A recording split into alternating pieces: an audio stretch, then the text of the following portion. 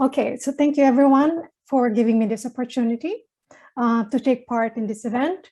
And I hope that you are able to get clear key points from the video, which is kind of a summary of what I'm going to present to you. And hopefully you will understand better with translation. Okay, next slide, please. So in my presentation today, there are 4 parts. The first is introduction to textile and garments, on the issues in textile and garments. And second is to present SWITCH Asia work towards sustainable textile and garment consumption and production. And the third is the impact of the pandemic on the textile industry and moving towards green recovery.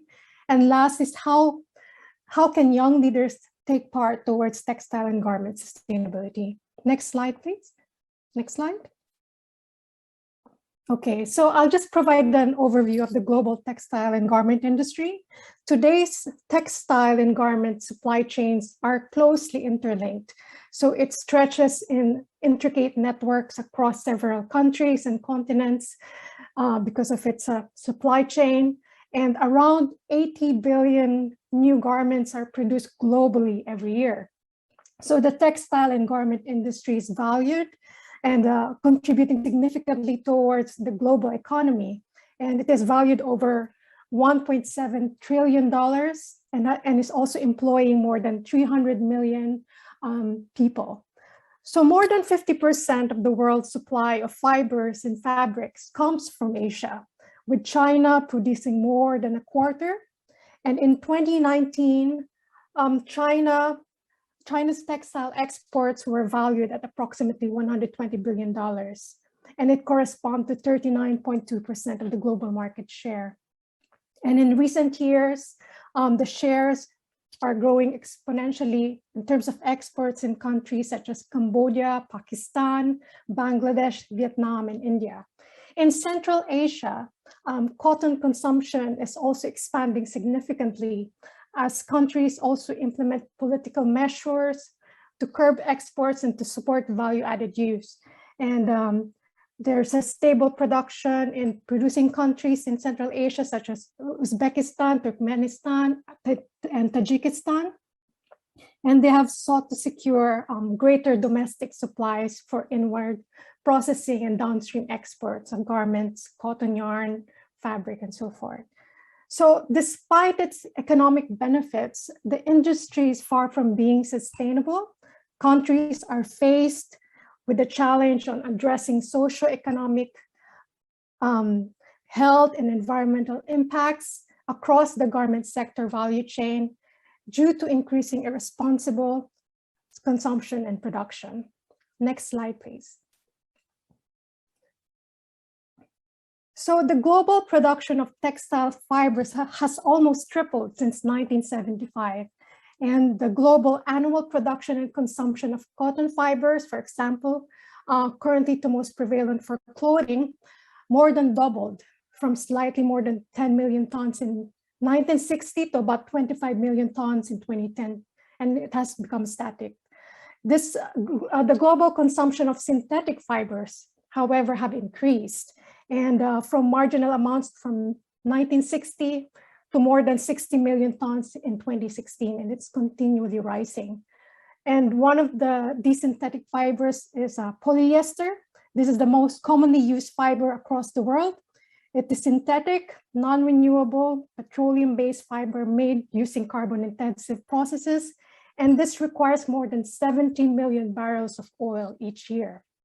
So in the UNEP report on sustainability and circularity in the textile value chain, it presented the share of the fibers in global apparel in 2016, and it estimated that about 30% are natural fibers and 70% are man-made fibers and synthetic. Next slide, please. So the textile sector, including the fashion industry, has significant environmental footprint across its value chain. It is important to identify hotspots of environmental and socioeconomic impacts to which the textile sector is a major contributor, such as depletion of material resources and water, land use, climate change, and chemical toxicity.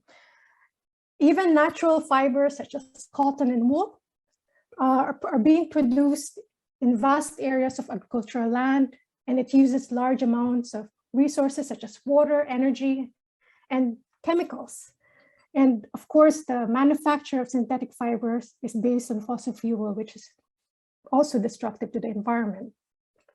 And this contributes to emission of greenhouse gases, and it generates packaging waste. So in the use phase, washing and drying of textiles results to significant water and energy use, as well as the release of chemicals and microplastics into rivers and the marine environment. And this shows that the sector is a major contributor to climate change through its energy use and waste management. And in the Ellen MacArthur Foundation publication in 2015, they estimated that the greenhouse gas emission from textile production amounted to 1.2 billion tons of carbon dioxide, and equivalent to more than international flights and ships combined. So that's why the textile industry is now being discussed also in the UN climate change agenda. Next slide, please. Okay, so now we're looking at the activities associated with the textile and garment value chain. And this is often shown in a linear representation from raw material production to end-of-life treatment. And this involves raw material extraction, production, transportation, consumption, and after-use disposal. However, now there's also already awareness on the importance to shift to a circular textile value chain, which is depicted on the right. And I'm sure Zenaida has already presented to you the SCP life cycle approach, which provides a perspective of how sustainability can be achieved through resource efficiency, cleaner production, responsible consumption, and ensuring that the end of life of products result to a circular approach, where resources or the products can be repaired, reused, or redesigned. So the SCP life cycle approach is important to move towards textile and garment sustainability. And this is also shown through a circular textile system approach. And to achieve this sustainable and circular system in the textile industry, it is fundamental that we have systemic changes in the textile value chain. And this circular and sustainable textile system is also at the global level, has been in the forefront in terms of international political agenda, and is now contributing to many of the UN SDGs, including Goal 6, Clean Water and Sanitation, Goal 7, Affordable and Clean Energy, Goal 12, Responsible Consumption Production, and Goal 13, Climate Action. Next slide, please. So it is important to know also the actors and stakeholders of the textile value chain. And these are all individuals and entities that provide or receive value from designing, making, distributing, retailing, or consuming a textile product. And also each one has a role to play in bringing about a sustainable and circular textile value chain. Just some of the examples of these actors are the cotton farmers, designers, buyers, and consumers, as well as stakeholders that can influence the value chain, such as government regulators, social environmental campaigners, innovators, and researchers. So there are various stakeholders, especially direct actors involved. And this is cross-cutting, and it operates across some of or all of the value chain stages. And we have to ask, like, where are we contributing towards SCP and circular economy for textiles? Next slide, please. So to emphasize again, there's a need to shift towards a sustainable circular textile system. There's a need for systemic change towards innovative production methods, new business models, more sustainable behavior, and also supporting policy measures at all stages. And as presented in the graph, one of them is applying a circular business model, which is much closer collaboration with companies, both in the downstream and upstream in the value chain, and with customers than is typically in the case of a linear system. So applying circular business models, it's also increasing consumer awareness through education and campaigns, and also promoting policy options towards textile and garment sustainability. And the education and campaigns will help shift the behavioral change needed to contribute to textile and garment sustainability. Just information is key. And as presented by Anne earlier on sustainable public procurement and eco-labeling, there are also eco-labels and organic certification for textile products, and more companies are becoming more aware of the importance of these certification schemes as part of their circular business models. There's also a big movement right now on slow fashion, and also a change in behavior and attitude as more information and awareness coming from both consumers and producers are being more prevalent, and by understanding and knowing how they can be able to do their part. Next slide, please. So just a few challenges and opportunities. I mentioned fast fashion. This is a big challenge, and it has posed great challenges because of limited awareness of SCP, and also because of the growing middle class consumers moving towards fast fashion. Also, consumers are confused on what sustainable fashion or garment is. There's also greenwashing in terms of information being provided to consumers. And as consumers, it is important to ask few questions if you want to contribute towards fashion and garment sustainability. What fibers make up this fabric? Is it synthetic or natural, coming from plants or animals? What makes these fabrics ethical? And also, are they organic? Do they use low water usage, renewable? Where do these fabrics come from? And these questions help you to provide the choices needed for you to apply sustainable practices and also choose products that contribute towards textile and garment sustainability. So it is important to identify opportunities for cross-learning and eventual cooperation and shared experience. And even in this event, this is also a good event to make you realize on what can you do to actually contribute to textile and garment sustainability. As this is an important issue, not only in the international arena, it's now a national, also a national initiative, like the EU is going to approve the textile sustainability strategy this year. And there are a lot of countries who are now putting textile and garment sustainability in the forefront of their political agenda. Next slide, please. So in the SWITCH Asia study on fashion and apparel sustainability, which we will share to you in the chat later on, it reiterated that Asia maintains its position as one of the main global manufacturing hubs of fashion and apparel products. And it is as well as the largest consumers of these products. And the EU is, as mentioned, is currently getting ready for the approval of the garment sustainability strategy. And it emphasized that it is important to address the impacts across the value chain in Asia and Europe. And the EU's textile industry is the fourth largest cause of environmental pressures after food, housing, and transport. And much of this impact is attributed to a large portion of the textiles consumed in Europe, which are produced elsewhere in the world, mostly in Asia. Production of garments takes place to a large extent in Asia, accounting to 50% of the world's supply of textile, of fabrics and fibers, and with an increasing share of the middle class in other regions of the world. So this geographical distribution implies that environmental impacts, typically in the initial stage of the fiber production and garment manufacturing, are largely generated in Asia. So that is why it is important for Europe and Asia to have this collaboration and partnership. And the EU SWITCH Asia program is prioritizing this true partnership towards building a more resilient garment supply chain in Asia and Europe. Next slide, please.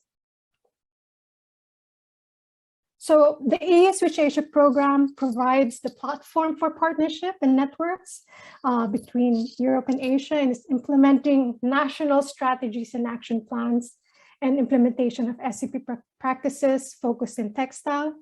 And the Switch Asia is currently providing national support to the following countries in Cambodia. In Cambodia, we are supporting the formulation of the SCP national roadmap and also the delivery of a policy report focused on SCP and circular economy in textile and garment sector. And it aims to increase capacity and awareness on waste reduction in the garment sector. It also in Uzbekistan, technical assistance is being provided focused on SCP tools and circular economy approach in textile sector by preparing guidelines on greening the textile product supply chain and also enhancing the production and consumption of added value products. Next slide, please. So the Switch Asia program also funds pilot projects, grant projects, helping companies, mostly SMEs in Asia, to adopt cleaner technologies and more sustainable industrial practices also in the textile sector. And Switch Asia is currently supporting projects on textiles in Cambodia, Mongolia, Tajikistan, and Uzbekistan. And the various grant projects aim to achieve the following objectives: raising awareness on sustainable production practices, building capacity on green and resource efficient technology, promoting sustainable energy practices in manufacturing processes, facilitating access to technical and financial services, and enhancing recognition of sustainable materials through eco-labeling and branding instruments. Next slide, please. So just to show to you the grant projects focused on textile, we have in Cambodia, promotion of sustainable energy practices in the garment sector in Cambodia, or Switch Garment. And this will be ongoing until 2024. And its objective is to increase the investment in sustainable energy practices, and also through efficient technology, switch to renewable energy, and to provide trainings for good operations management and to garment factories in Cambodia. Another grant project is STEP Ecolab, Sustainable Textile Production and Eco-Labeling in Mongolia, and it's ongoing until 2022. And it guides the shift to sustainable consumption production in textiles by leveraging key drivers of SCP.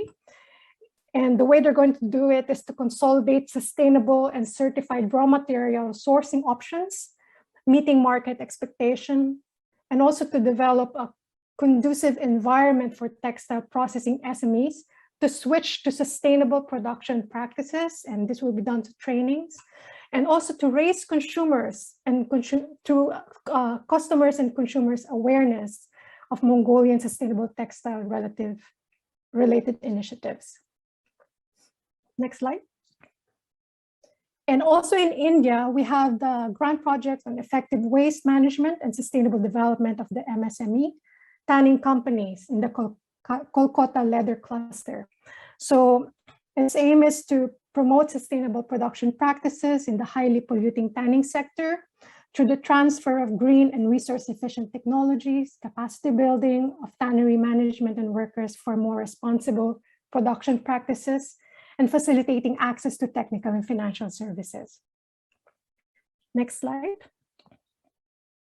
And last is which you will hear more after my presentation from Aikina, after my session, which she will present. So the Switch Asia Grant Project RUTSIS is reviving Uzbekistan and Tajikistan sustainable ICAT in Tajikistan, Uzbekistan. It is ongoing until 2013.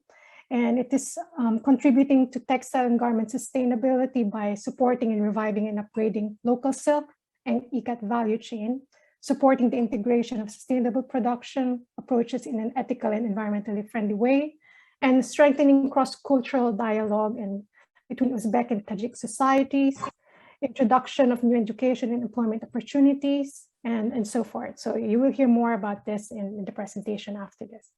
Next slide, please. So even before the COVID-19 crisis, sustainability did not come easily for many companies in the garment sector especially in Asia.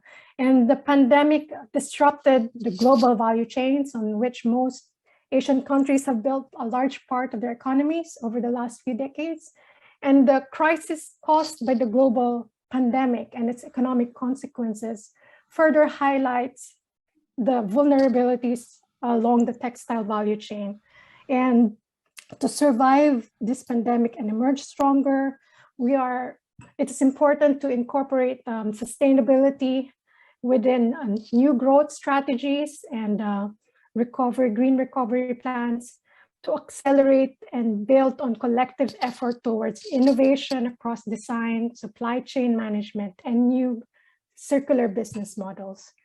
And the pandemic has become a lesson to all to push for and drive for change, to finally build forward and not better, but build right. So this has been an opportunity to prioritize SCP, and this is a timely, it is timely for support to be provided also to countries and to SMEs as they rebuild back. So it's not only in the global level, but regional, national, and local level that is needed in terms of cooperation for us to have a shared commitment to global, national, and local cooperation.